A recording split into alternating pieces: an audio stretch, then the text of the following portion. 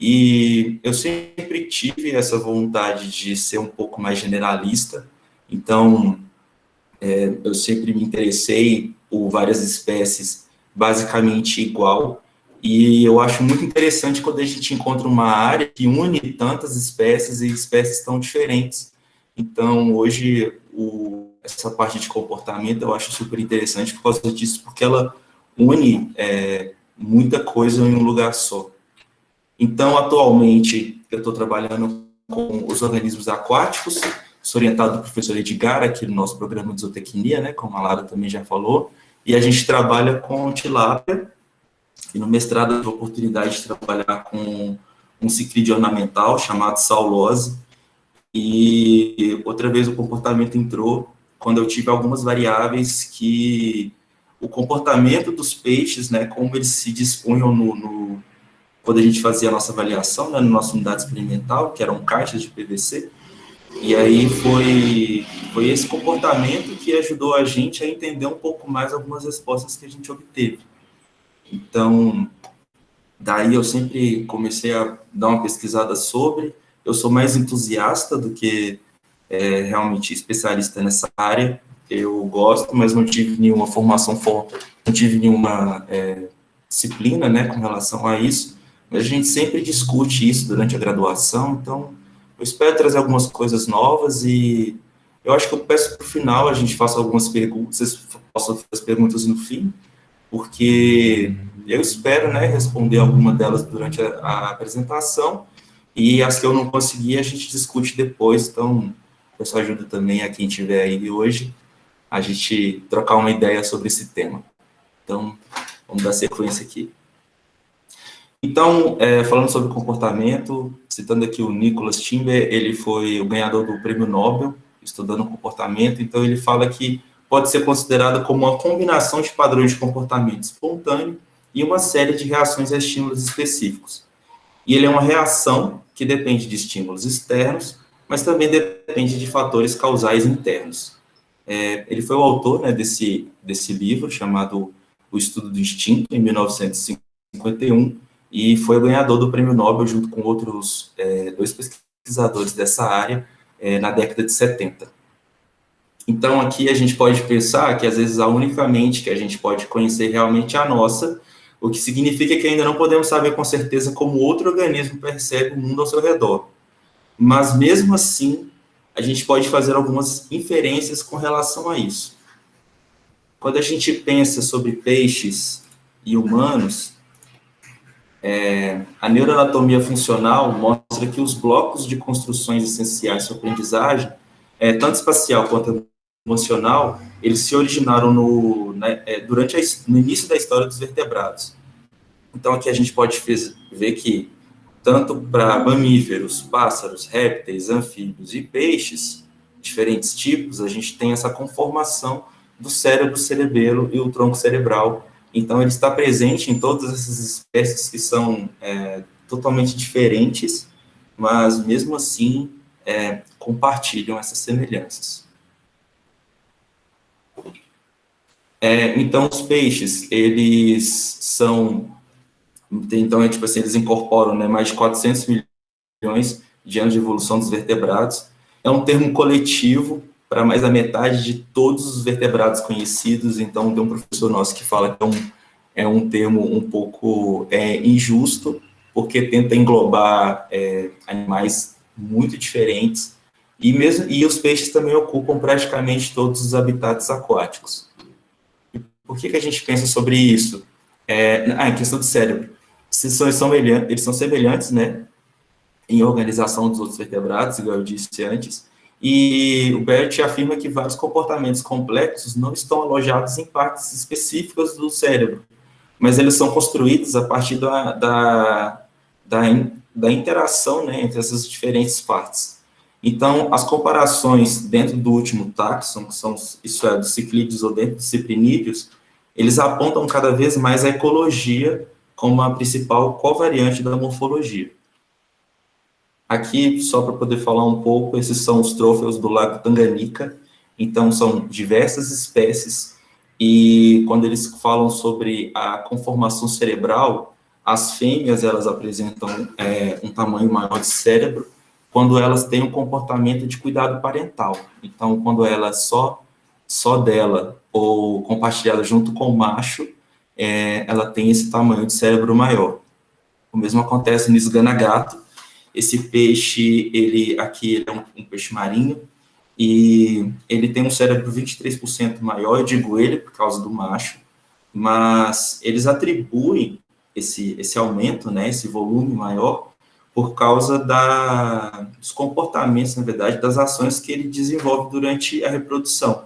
Então, ele constrói o ninho, ele é responsável por atrair a fêmea e também por cuidar dos filhotes. Então, eles atribuem isso, as diferentes atividades que ele desempenha demandam dele, né, um tamanho maior do cérebro.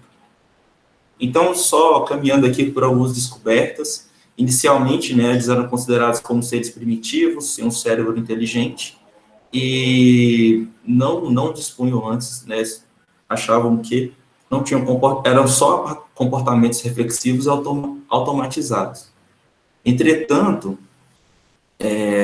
acreditava-se também que os peixes não são particularmente inteligentes, então, mais baseado por eles não terem movimentos faciais e não produzirem sons que sejam interpretados. Então, essa é uma figura que eu já tinha visto há alguns anos atrás, e hoje acho que ela fica um pouco mais representativa. Então, são diferentes estados, né, que o peixe triste, feliz, desapontado, com fome, com raiva e morto, mostrando que a única diferença, basicamente, que as pessoas conseguem ter entre esses todos dois estados, né, então seria vivo ou morto. Mas durante as últimas décadas, entretanto, percebeu-se que o comportamento e as habilidades cognitivas dos peixes, elas são bastante complexas, e muito mais do que apenas reflexos. A gente pode eles podem se comportar, né, de maneira flexível, aprender com as experiências e prever resultados de ações futuras. Tudo isso está relacionado com a necessidade de lidar com um ambiente dinâmico, porque os peixes que não são capazes de se adaptar a situações de mudança, eles vão ter problemas. E aí, o acesso aos que os peixes e outros organismos têm ao ambiente é por meio dos estímulos sensoriais. Então, os sentidos, eles fornecem essas informações, né, sobre as oportunidades e ameaças apresentadas pelo ambiente, e essas informações são enviadas e alimentam o sistema nervoso central, de uma forma que normalmente gera o que observamos como comportamento coordenado e apropriado. Os peixes possuem uma gama complexa e sofisticada de sentidos. A gente vai discutir um pouquinho deles aqui para frente. E a ênfase nossa será para os receptores relacionados ao ambiente externo. Então, quando a gente fala sobre gustação, a gente tem duas modalidades, né, reconhecíveis aqui. São as células quimiosensoriais solitárias e as papilas gustativas. Essas células sensoriais, elas são células sensoriais secundárias. As informações são transmitidas ao cérebro e elas chegam lá por fibras nervosas gustativas que estão ligadas ao nervo facial, glossofaríngeo ou vago. Já as papilas gustativas, elas não estão presentes no caso dos peixes, né? Apenas na cavidade orofaríngea. Então, aqui, por exemplo, no caso do baque, ela se dispersa durante todo o corpo. E em alguns, né, por exemplo, os cilurídeos, elas estão em toda a superfície corporal. Elas são inervadas pelo nervo vago, que se projeta para o lobo vagal do cérebro posterior. Então, quanto ao olfato, os receptores olfatórios são de dois tipos, as células ciliadas e as microvilares. A distinção funcional entre esses dois, eles ainda permanecem um pouco obscura. E eles estão bem relacionados com receptores para aminoácidos, ácidos biliares, esteroides gonadais, prostaglandinas, e mais recentemente foi descobertas essas poliaminas. Entre elas estão aqui a pustrescina, espermidina e espermina. Então, estão aqui, né, relacionados a cadáver, e também essas duas substâncias foram isoladas primeiramente no esperma, por isso que tinham tem esse nome, então, relacionadas à reprodução. Então, uma gama ampla de aminoácidos é detectada em níveis que excedem significativamente os limiares gustativos. Durante a aula de nutrição, por exemplo, a gente estava discutindo sobre como a disponibilidade de carboidrato é menor no ambiente aquático. Então, muito provavelmente, esses receptores estão muito mais relacionados a esses outros nutrientes do que os carboidratos por causa disso. Então, a maioria dos comportamentos ligados à quimiossensibilidade podem ser agrupados em 3 categorias: relacionados a alimento, a interação intra e interespecíficas, e relacionados ao habitat e migração. Então, aqui, esse é o Neulamprologos, o Pusher, um ciclídeo africano do lago Tanganica, e foi feito esse experimento em que os animais, 2 machos, eram apresentados, primeiro, em um aquário onde não tinha, né, essa comunicação entre os 2 ambientes, e nesse segundo, onde essas frenésias permitiam que a água passasse entre os 2. E aqui que eles pegaram, eles conseguiram ver que os peixes, eles levantavam as nadadeiras e ficavam agressivos em ambos, eles expeliam mais urina, mas o comportamento submisso só foi aparecer quando eles tiveram esse contato, essa troca, né, quando ele teve o contato com a urina do animal dominante. Quanto à visão, o olho do peixe pode ser comparável a outras classes de vertebrados na codificação da cena visual, mas o volume do tecido cerebral disponível para processar essa entrada é menor do que nos outros grupos, como mamíferos ou primatas. Alguns autores falam sobre esse volume de tecido cerebral, porque é um tecido que demanda muita energia, e também por causa do estado larval dos peixes, então são as menores unidades, né, animais, e a partir dali tem que ter, tipo, muita informação, tudo muito contido ali. Então, por causa disso, eles foram obrigados a serem muito mais seletivos com que tipo de tecido daria origem ali, né? Então, outra diferença é que, ao contrário dos vertebrados terrestres, a maioria dos peixes, eles não alteram o diâmetro da pupila em resposta à mudança na intensidade da luz. Eu acho que isso aí também pode estar um pouco relacionado com o quanto as pessoas menosprezam, às vezes, as expressões dos peixes, porque a gente realmente não consegue ver tanta mudança assim igual com a gente. Então, em alguns ambientes, né, onde os peixes são encontrados, como cavernas subterrâneas, simplesmente não há luz disponível, e vários peixes que vivem em cavernas têm olhos degenerados ou não têm olhos. Então, aqui um pouco a gente vai falar um pouquinho sobre física. Essa janela de Snell. Então, o que acontece? A luz, ela se propaga diferente, né, no ar e na água. E essa refração é observada pelos peixes. Então, toda vez que ele tem que se comunicar, né, toda vez que ele precisa perceber o ambiente externo, né, fora do ambiente aquático, ele é atingido por essa distorção. Então, o que acontece? Esse é o peixe arqueiro, ele cospe jatos de água para bater sua presa. Então, ele tem a capacidade de não só observar e medir e encontrar essa janela, que seria esse âmbito aqui, aonde ele, quando ele posicionado naquela mesma posição onde ele está ali, ele praticamente fica como se ele estivesse com a cabeça fora d'água. Então, ele tem uma observação um pouco mais próxima.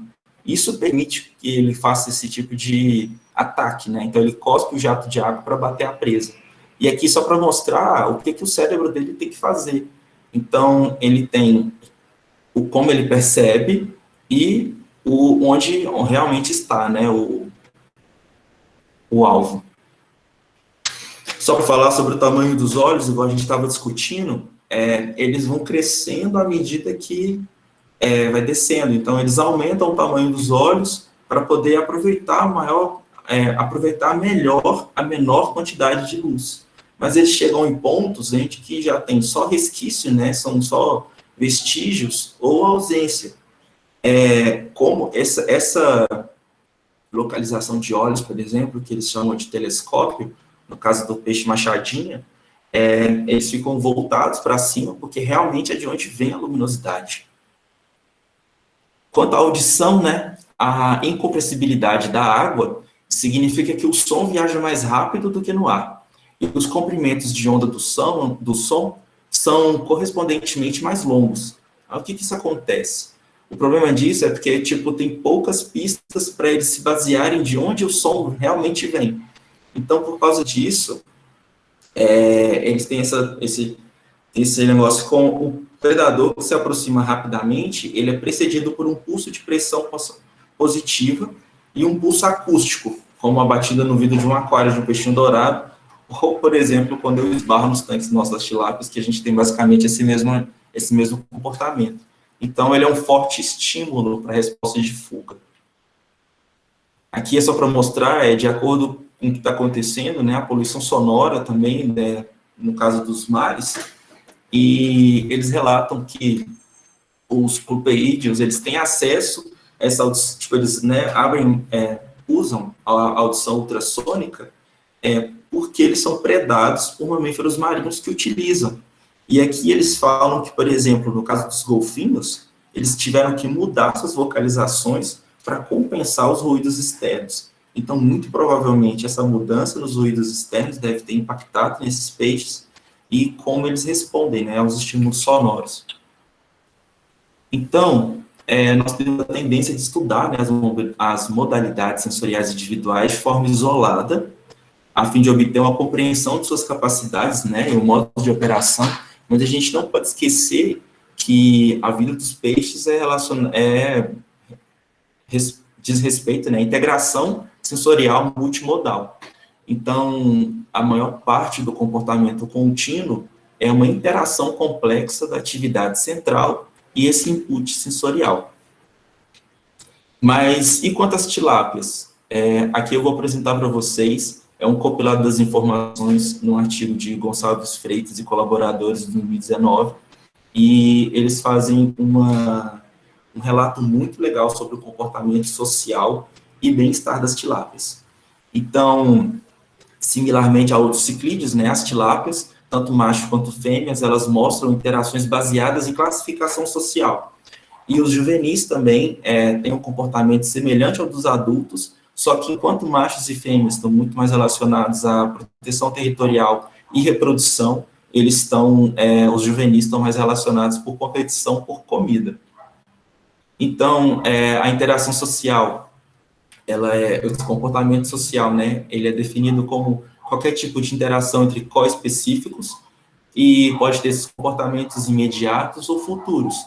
E dentro desses comportamentos, a gente pode separar o comportamento reprodutivo, que seria o acasalamento e a corte, interações cooperativas, a formação do cardume, né, a orientação do cardume, e hierarquia social, que é marcada por interações agressivas para atingir um determinado nível social e para se defender o território, bem como os recursos ambientais.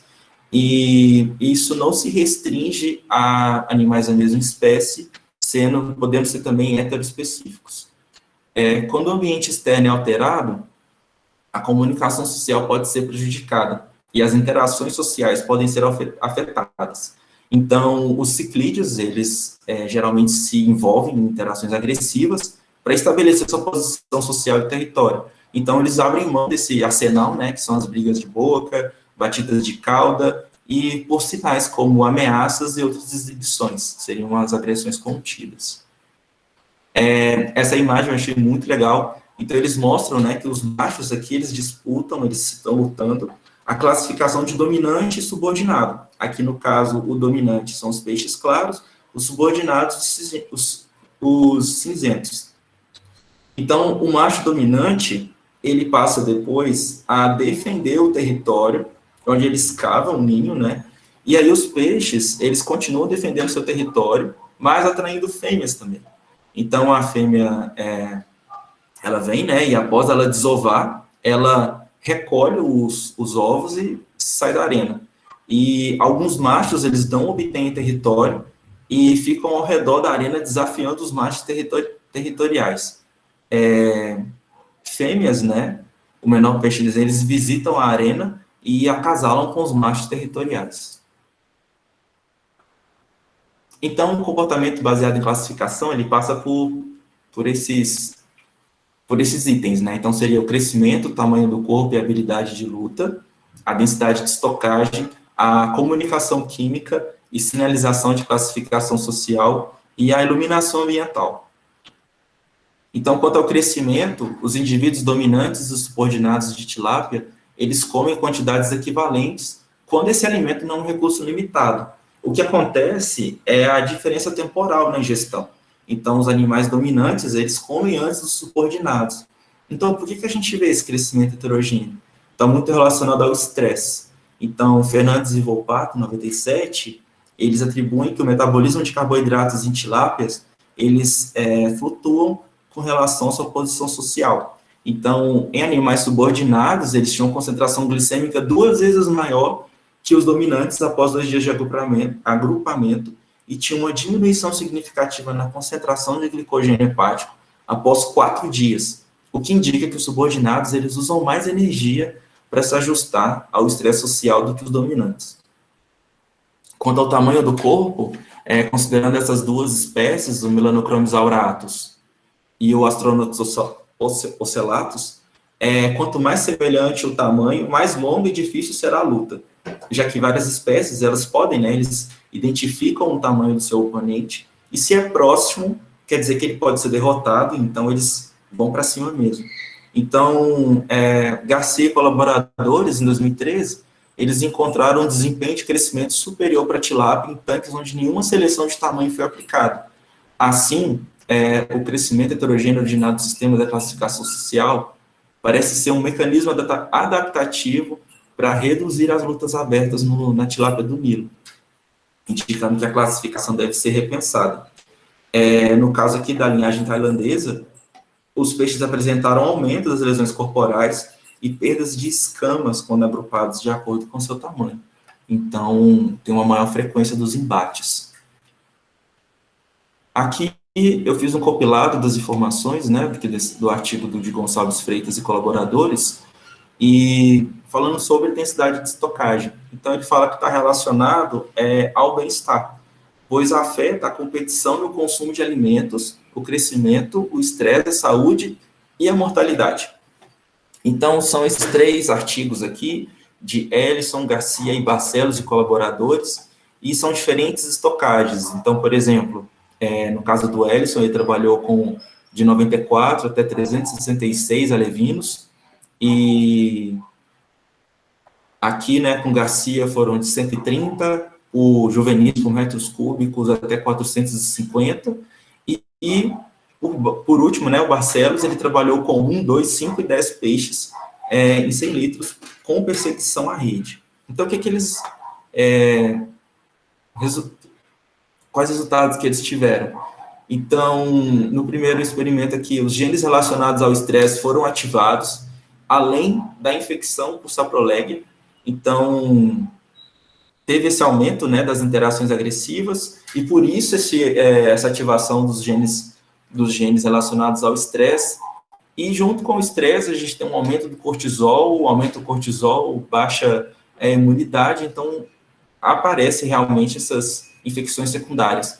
Então, no segundo experimento aqui de Garcia, ele observou que teve uma melhora, né, na taxa de crescimento e conversão alimentar na tilápia do Nilo nas menores densidades.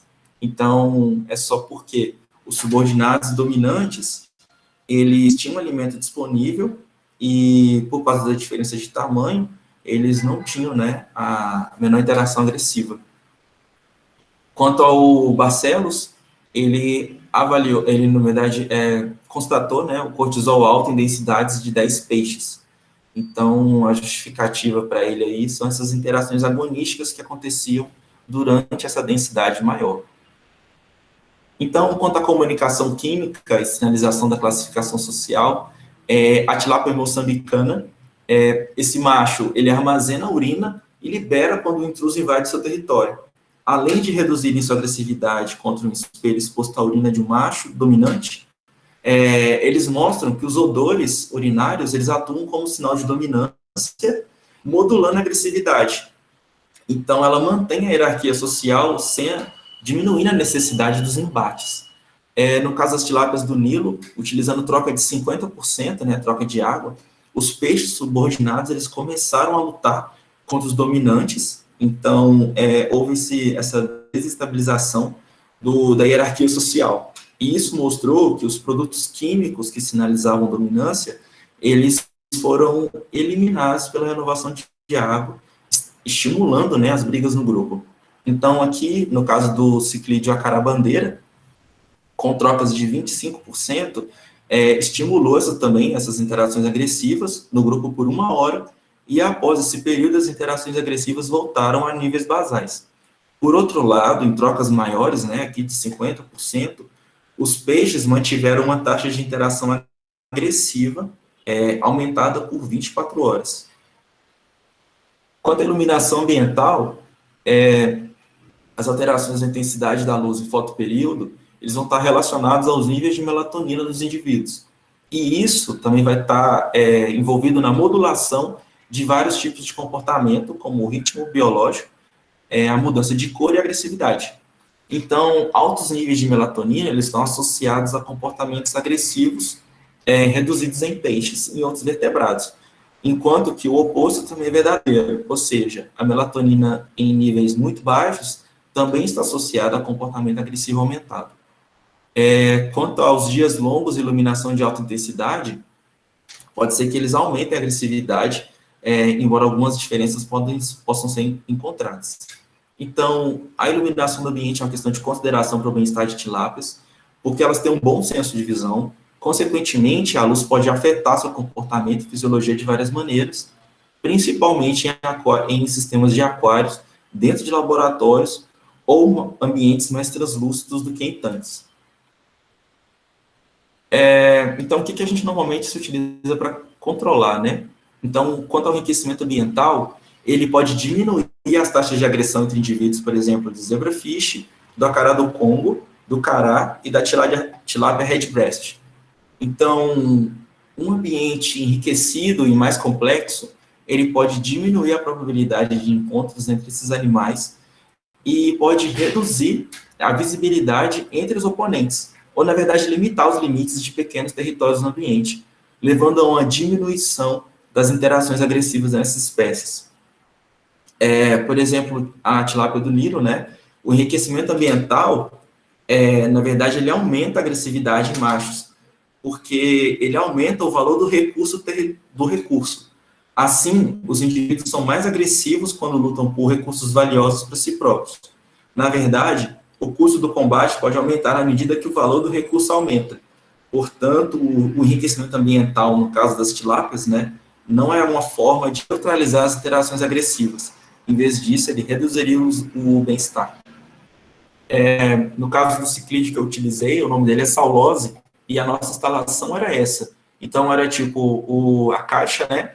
E no centro, a gente tinha o cano de escape, né? O de esgoto.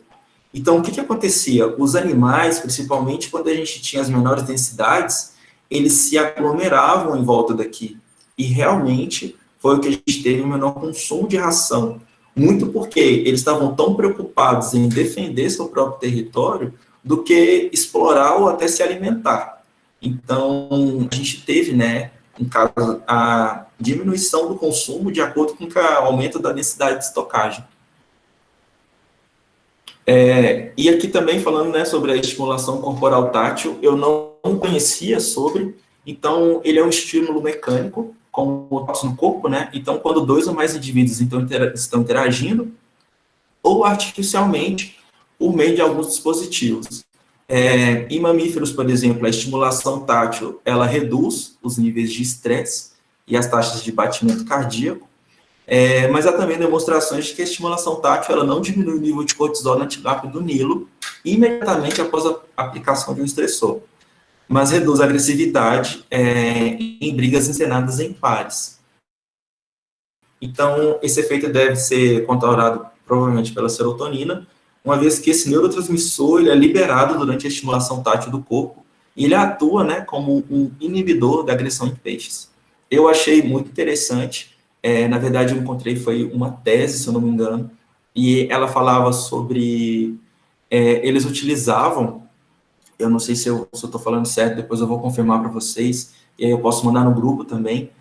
O texto completo não estava disponível, parece que vai ser disponibilizado em 2023, mas tinham cerdas de silicone, e os animais, eles transitavam, né, por esse caminho, e parece que sim, houve diminuição na agressão e na produção de cortisol por esses peixes. Quanto à cor do ambiente, os animais, né, eles possuem esses cones fotorreceptores em seus olhos, o que lhe dá uma visão colorida. e permite que eles discriminem entre as diferentes cores do ambiente. Normalmente, com relação a controle de auxílio, né, no comportamento, os métodos mais utilizados são essa manipulação das cores de fundo ou aplicando cores ao ambiente. Então, um ambiente vermelho, ele estimula a ingestão de alimentos, mas não o crescimento, enquanto o ambiente azul, ele é eficiente para melhorar a reprodução das tilápias, e eles apresentam também níveis mais baixos de cortisol quando são criados nesses ambientes. E também reduz a frequência ventilatória em peixes confinados. Então, eles presumem que essa poderia ser uma forma de reduzir os efeitos prejudiciais das interações agressivas, uma vez que a cor azul, ela reduz os níveis de estresse na tilápia do Nilo. E aqui, quanto às considerações finais, tem esse compilado de 4 questões. Então, conhecer os canais, né, de comunicação e seu papel como sinalização para manter um bom ambiente de comunicação social, porque a falta de informações sobre a posição social aumentará as interações agressivas. Peixes de um mesmo tamanho podem aumentar as agressões e, consequentemente, a mortalidade será maior do que a considerada durante o manejo dos peixes. O controle adequado dos fatores externos e conhecimento sobre os internos dessas variáveis, ela ajudará a não exagerar os efeitos, né, da agressividade, e essas estratégias para neutralizar os comportamentos agressivos, como, por exemplo, né, agora que a gente tinha visto agora a estimulação tátil corporal, que aumentará o bem-estar e saúde de várias maneiras, e explorar, né, as diferentes possibilidades de desenvolvimento para a piscicultura e a aquicultura. Então, a gente tem muita coisa para ver, muita coisa para entender. Esses trabalhos foram muito interessantes de ler também. Então, caso algum de vocês queira ler na íntegra, é só me pedir que eu encaminho o link, né, de onde foi publicado. Então, é isso, pessoal. Muito obrigado. Valeu pela presença e espero que tenham gostado. Muito obrigada, Vinícius. Foi muito boa a sua palestra. Pessoal, quem tiver alguma dúvida, pode mandar no chat, pode se sentir à vontade para poder abrir o microfone e também perguntar, tá bom?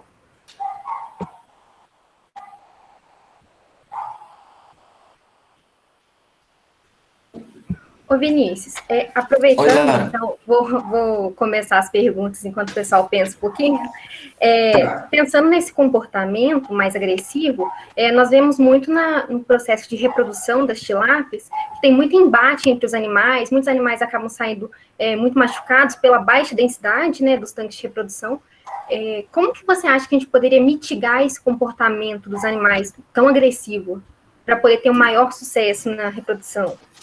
Eu achei muito legal que a Érica tinha mandado, ela até mandou no grupo para a gente, falando que a densidade que a gente utiliza, né, na reprodução do melhoramento, ela é menor do que realmente deveria. Então, aquela proporção, né, acho que é um macho para 2 fêmeas, ou 3, é só por causa do melhoramento. Érica, se eu estiver falando alguma coisa, então você pode falar aí. Mas é isso mesmo. Aí ela falou muito relacionada a isso, que está por causa do programa de melhoramento, que o ideal seria uma densidade maior. Então, por exemplo, a gente está fazendo a reprodução agora da geração 0, né, da nossa geração base. Então, a gente utiliza uma densidade muito maior, e, por exemplo, a gente vê fêmeas, a gente fez o primeiro manejo na semana passada, foi que eu participei, então a gente vê fêmeas menos machucadas do que quando a gente estava trabalhando com melhoramento. Então, acho que realmente a gente consegue modular isso, viu, Lara? Principalmente durante a produção que não esteja relacionada ao melhoramento genético. E uma coisa que eu tinha discutido com a Érica também há um tempo atrás, que eu achei muito legal, alguns grupos de melhoramento, eles estão selecionando agora baseados nessas características comportamentais. Então, não só os índices zootécnicos, mas também as características comportamentais estão sendo revistas. Então, são linhagens mais dóceis, e não só entre os peixes, mas igual eu falei, né, sobre interespécie. Então, são animais que, no manejo, eles se estressam menos, eles comem melhor. Por exemplo, a gente pode ver no programa de melhoramento mesmo, a geração 7 a gente faz biometria na parte da manhã, no início da manhã, no trato das 10 horas, eles já estão querendo comer de novo. Enquanto isso, quando a gente trabalha com G0, a gente faz uns manejos simples e os animais demoram muito mais tempo para poder retornar ao consumo normal, né, que a gente está acostumado a ver. Então, acho que é isso, Lara. Bacana, Vinícius, beleza. Não, isso é bom até para quem tá trabalhando, né, para poder facilitar a vida nossa. A mão toda machucada. Lara. Ei, Érica, tá joia? Joia. Só aproveitando a pergunta da Lara, primeiro parabenizar o Vinícius, apresentação muito bonita, Vinícius, muito legal sua revisão, parabéns. Obrigado, Érica. E segundo, respondendo a Lara, num último simpósio que eu fui de reprodução, a gente viu que é um resultado parecido com o que o Vinícius apresentou, que a agressividade está muito, tipo, o macho alfa, ele reduz a agressividade dos outros machos através de algum componente que está na urina. Então, a gente tentou da outra vez, e eu acho que funcionou de forma relativamente bem, de colocar, no caso do melhoramento, machos em APAs, fora do APA da reprodução, mas fechados em APAs, longe dos reprodutores, para você não ter problema de contaminação genética, mas de forma que a gente tinha uns 6, 7 machos urinando ali junto naquela água. E aí, isso para tentar reduzir a agressividade do macho que está com as fêmeas, sabe? Que é uma possibilidade que a gente já tentou também. Porque o nosso problema, e isso já é mostrado bastante para ti lá, porque quando você tem um grupo, né, de reprodutores, a competição do macho com o outro reduz a agressividade dele com as outras fêmeas. Agora, quando a gente tem uma situação que eu preciso ter um macho só, a gente tem um comportamento muito agressivo dos machos com a fêmea, né? Com as fêmeas ali. Então, uma estratégia seria essa: você colocar outros machos que compartilham a água com esse macho que vai reproduzir, mas que não tem acesso às fêmeas. Ô, Érica, você comentou dizendo, a gente já chegou a fazer aqui no grupo alguma vez essa tentativa? Fizemos. E como é que foi? Eu acho que reduziu bem a agressividade, sabe? Só que a questão mais é de trabalho, porque ao invés de você manejar só os mapas de reprodução, a gente colocou um tanque-rede daqueles redondos do lado de fora do APA. Então, você perde um pouco de espaço com os rapas, né? Porque você tem que colocar ali um tanque-rede do lado de fora. E você também tem esse manejo desses machos. Eu acho que a gente não fez de novo mais por causa do trabalho mesmo do que da efetividade, porque eu acho que deu uma reduzida na agressividade, sim. Ô, Érica, e chegou a ter alguma mudança na hierarquia? Por exemplo, o animal que ele estava isolado, ele se tornar um submisso? E alguém que estava dentro do tanque de reprodução ser um dominante? Não mudava porque a hierarquia, porque o macho que está com as fêmeas, ele está sozinho. Entendeu? Então, a ideia era ter só mais urina de macho ali, para ele sentir que ele teria algum competidor. Entendi, bacana demais.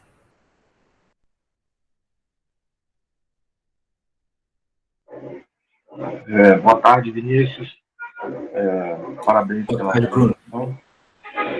A pergunta que eu tenho a fazer claro que a gente sabe que a maioria dos estudos, né, eles estão relacionados aí ao comportamento dos indivíduos com os da própria espécie, né? Gostaria de saber se você viu alguma coisa desses animais, principalmente a tilápia, aí, que é o que a gente trabalha, com outras espécies, até mesmo com contato humano, né, ou de outros animais aí de produção.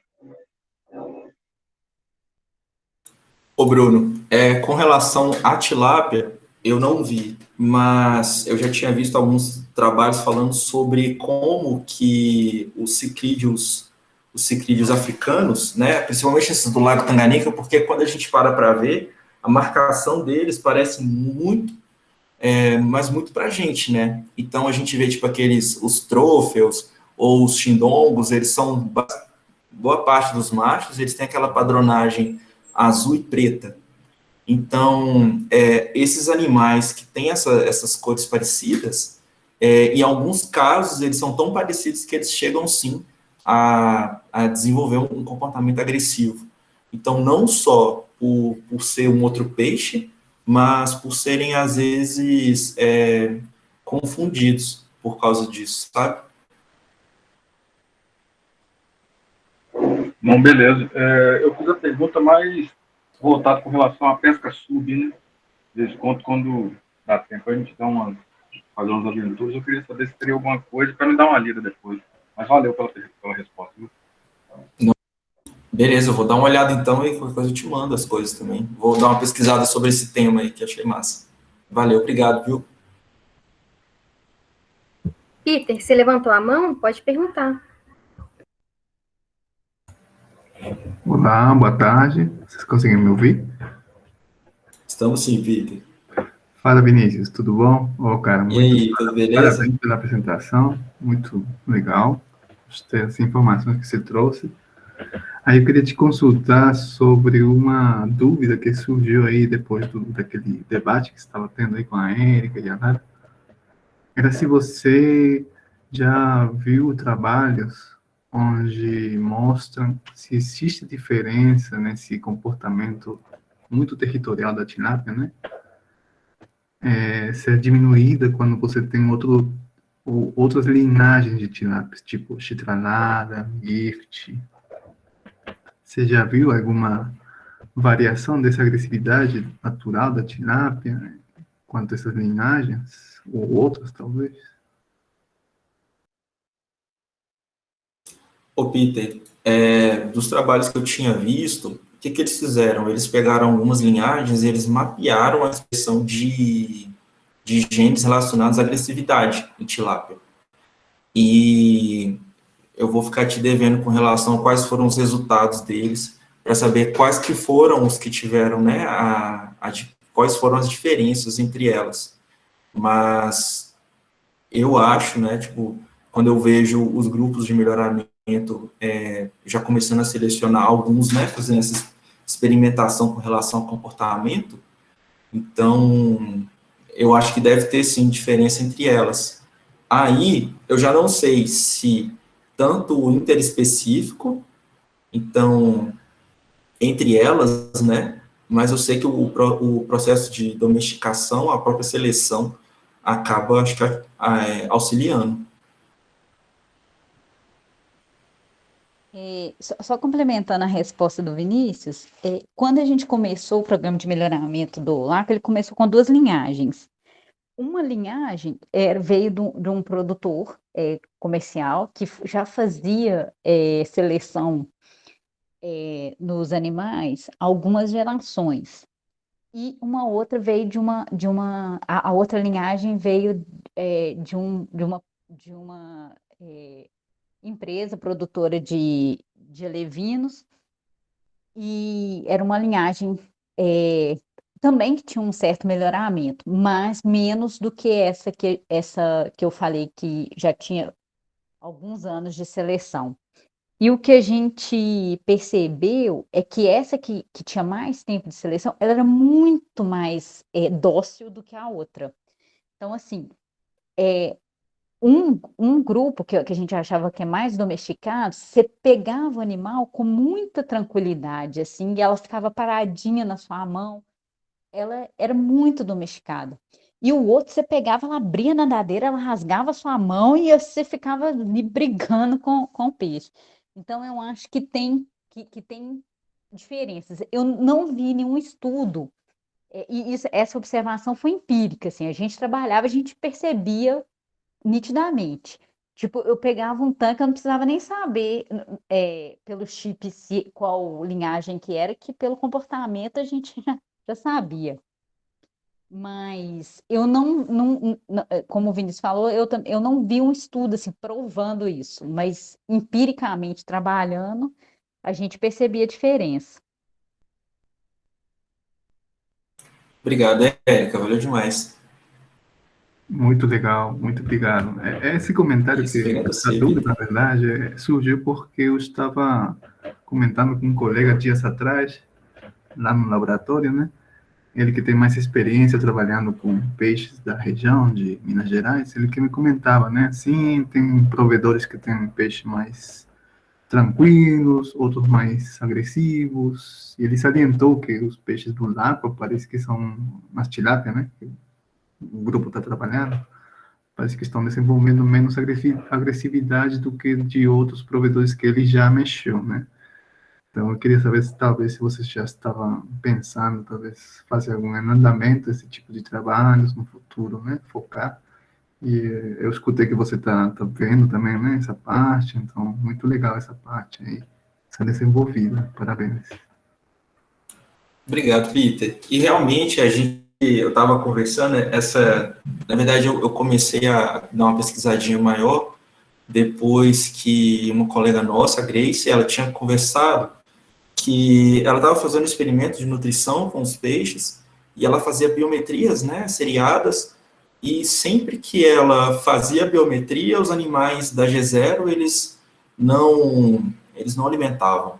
E durante a biometria também, igual a Erika conversou, falou que os animais de G0, eles eram mais custosos para a gente conseguir trabalhar com eles. Então, eu acho que é um trabalho legal que às vezes pode sair daqui da gente, porque a gente tem dois materiais diferentes, né, dois grupos diferentes, e pode sair uns resultados bem legais mesmo. Então, vamos ver aí. Quem sabe na próxima a gente apresenta ele, então. Mas obrigado, Peter, valeu demais. Essa questão de comportamento, ela tem impacto direto na produção do animal mesmo, né?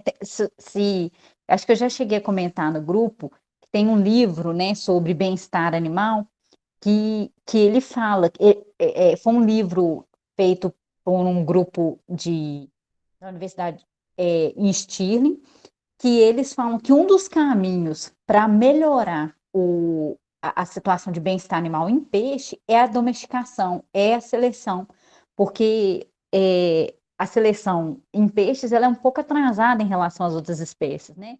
Então, eles argumentam que, ao selecionar animais que estão mais acostumados com a situação de cativeiro, com a presença do humano, você acaba selecionando animais que convivem melhor com esse ambiente de cativeiro e, consequentemente, você promove um bem-estar para esses animais de cultivo. Então, essa questão do comportamento, de entender o comportamento dessa seleção para animais mais domesticados, tem um impacto direto, assim, nessa questão de uma produção, produção com bem-estar.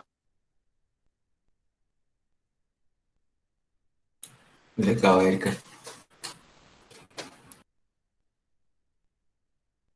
Pessoal, alguém tem mais alguma pergunta? Só lembrando, a Ana, ela é uma das autoras desse artigo que o Vinícius falou sobre estimulação tátil. Ela até mandou o link ali para quem quiser acessar, ler um pouquinho mais sobre. Aí, se tiverem interesse, é só acessar aqui que ela mandou no chat. E também não esqueçam de preencher a lista de presença, tá bom? Para a gente contabilizar. Alguma Ana, pergunta? eu queria falar que o trabalho é muito legal mesmo. Obrigado aí por enviar esse agora, que eu vou dar uma lida nele também. E valeu demais aí pela participação e por ter enviado o link para a gente.